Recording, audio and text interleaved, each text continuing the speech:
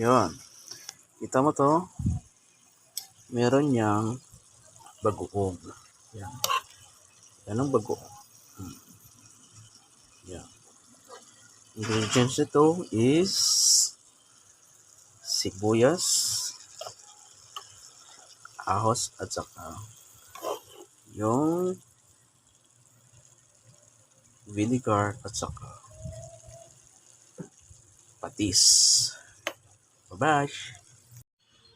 Ay, luto na po siya. Ito na po. Yan. Ganito kayo magluto. Dapat lutong-luto. Wala yung sabaw. Dapat ganito magluto. Lagay ko na sa ito po. Lagay ko na po. Yan. Okay. Yan. Kita mo? Tapos. May kasama po. Yan na pugka.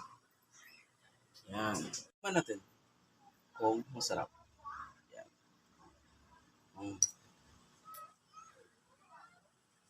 Init.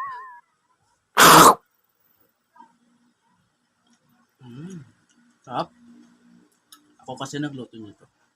Bye-bye.